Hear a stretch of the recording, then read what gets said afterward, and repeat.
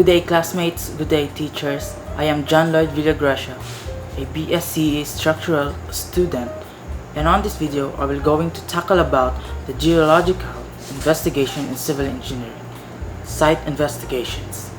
Throughout this chapter, among the most important geological principles and ideas pertinent to the data analysis of civil engineering will be revisited in order to provide a consistent knowledge of most of the problems that may be encountered inside this study.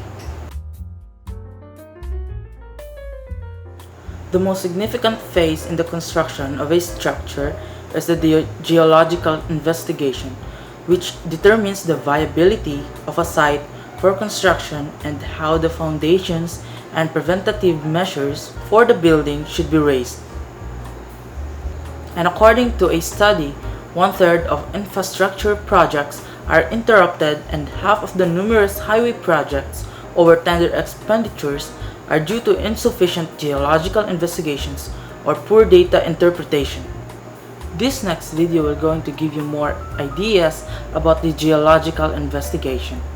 Why engineering geological investigation? Engineering geological investigation is to find out the factors influencing the engineering buildings to copy the quality of the geological investigation and study for the geological factors including geological structure or geological structure, geomorphology and hydrogeological conditions, conditions of soil and rock, physical and mechanical properties, natural, physical, geological phenomena and natural building materials, which are often referred to as the engineering geological conditions. After finding out the engineering geological conditions, according to the design of the building structure and operation characteristics, prediction of engineering structures and geological environment interaction, i.e., engineering geological effect, characteristics and scale, and make a correct evaluation, to determine the stability of the building and the normal use of protective measures to provide a basis.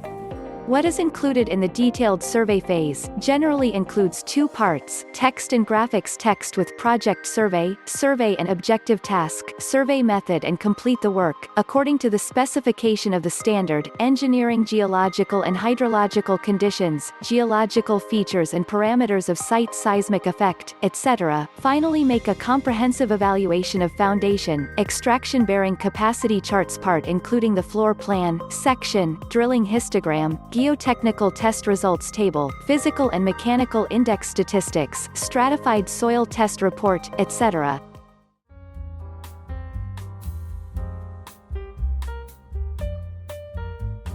Let's talk about the geological structure of the area. The geological structure of the area, which also includes topography and geomorphology, is determined by conducting extensive and intensive geological surveys. These surveys may well provide all topographic relevant information such as the occurrence of hills, slopes, valleys, plains and plateaus, the presence of faults and significant unconformities and joint systems, and the geomorphic description of water bodies such as rivers, lakes, springs, drainage systems, and etc. Second is the lithology of the area. The types of rocks that make up different parts of the area, on the surface as well as up to and even beyond a specified depth, their textures, significant structures, and physical and engineering attributes like hardness, strength, modulus of elasticity, rigidity, porosity, and permeability are among the lithological details revealed by these investigations. Next is the underground water conditions in the region. The status of the groundwater is critical in all significant engineering structures. The relative position of the water table concerning the project must be thoroughly determined, as must all variations in it over the duration of the year. The ultimate design and stability of the structure, as well as its expense, will be determined to a large part by whether a planned project would be much above, below, or intercept the local and regional water table in some areas. And lastly, the seismicity of the region. Seismicity refers to the frequency of occurrence of earthquakes in a particular region. During the last 60 years or more, The seismic issue has become a major concern.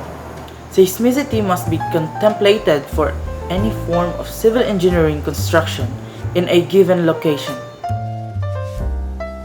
There are methods of geological investigation, and these may be divided into two groups: A. The surface investigations, and B. Subsurface investigations.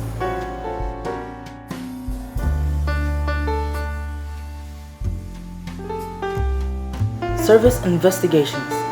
Surface investigations include employing standard mapping procedures to create topographic maps. In contrast, all field surveys start with the emergence of topographic maps that depict altitude outlines concerning a database. Aerial surveys, using advanced cameras and control from low-flying airplanes, the entire area including research and engineering is photographed. These maps are therefore examined to offer appropriate geological details of the examined area. The most recent surface study methods include this and the emergence of photogeological maps. Photogeology. Its coverage is broadened by satellite mapping of large sections of the Earth. When properly evaluated, images produced from satellite and aerial surveys provide useful information on rock outcrops on the surface, as well as the possibility of determining their surface layout. Photogeology is currently considered a separate area of geology and is rapidly gaining significance. Hydrogeological surveys. A hydrogeological investigation is conducted to assess the groundwater resources within the project region, to eventually utilize its resources by drilling the planned borehole and providing enough water to the client for home and subsistence agriculture.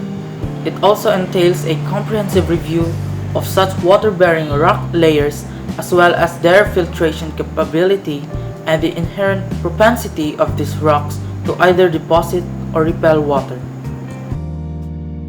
Subsurface investigation. It is a study of the underground conditions at a location in order to build substructure components that are cost-effective.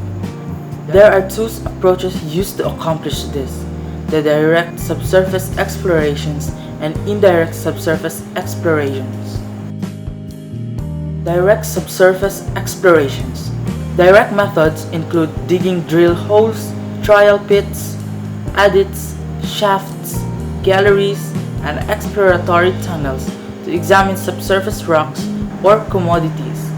In such explorations, either the subsurface areas are accessed for direct analysis and identification, or samples are collected for a laboratory examination and testing. Indirect subsurface exploration. Indirect subsurface exploration methods are widely utilized, and they entail the use of geophysical approaches, methods to acquire a pretty precise picture of subsurface geology. And this is all for this topic and for this video. Thank you guys for watching my report. And if you have questions, clarifications, and or violent reactions, don't bother to contact me through LMS or through Facebook Messenger. And that's all for this video reporting. Thank you guys for watching. And once again, I'm John Villagresa.